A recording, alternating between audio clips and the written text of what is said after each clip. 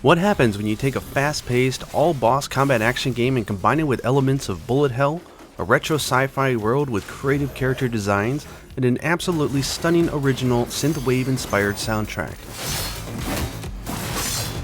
That game is Furi.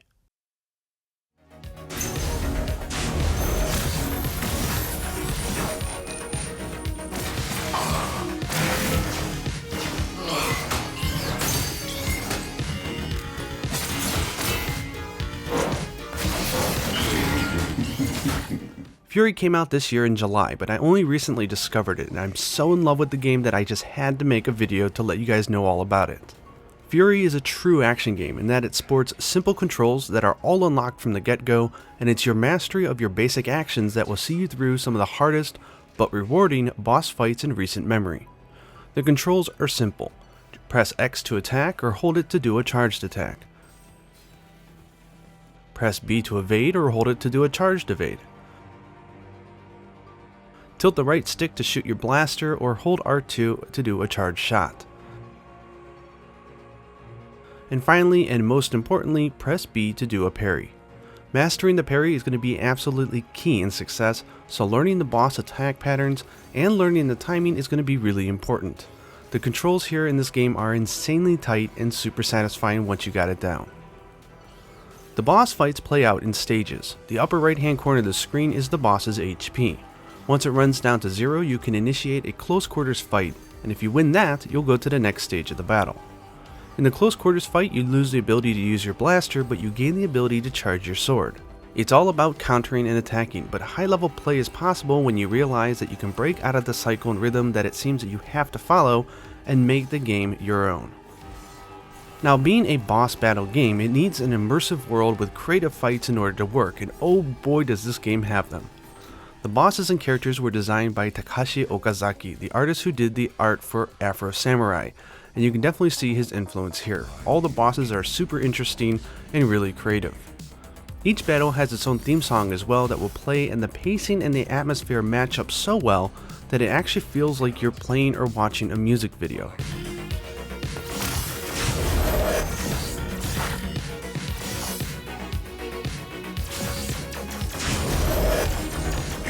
Looking good.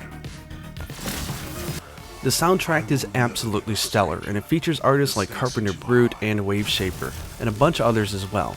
Check out the link in the description below for the official website. I think you can listen to some of the songs on there officially. Seriously, I think the soundtrack alone is worth playing the game just so you can have that visual memory to link to some of these songs. It really is memorable.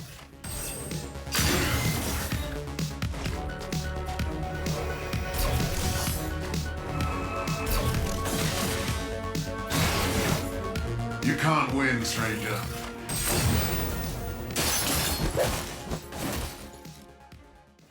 One last thing I wanted to note is that this game is hard as hell, but there is a mode called Promenade, which makes things a little bit easier but still offers enough challenge to justify the price tag, just in case you find yourself stuck on normal difficulty like I currently am.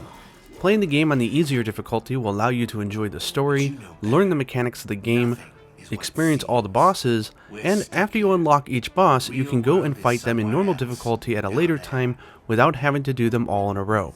Really, I'm a scrub, and I can tell you confidently that this game is really fun even for someone like me. I'm going to leave this video with a full boss fight of the second boss in the game called The Strap. Super memorable, love the soundtrack. I think it really captures everything that I love about this game. I hope you guys check this game out if you had the chance, and until next time, happy hunting.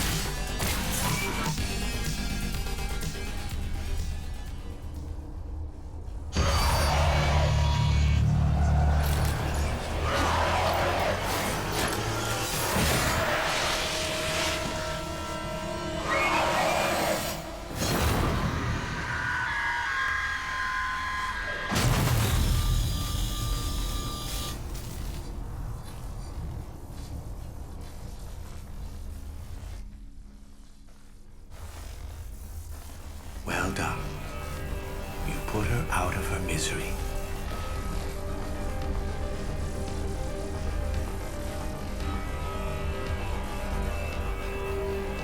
She crashed through one day, frantically searching for something.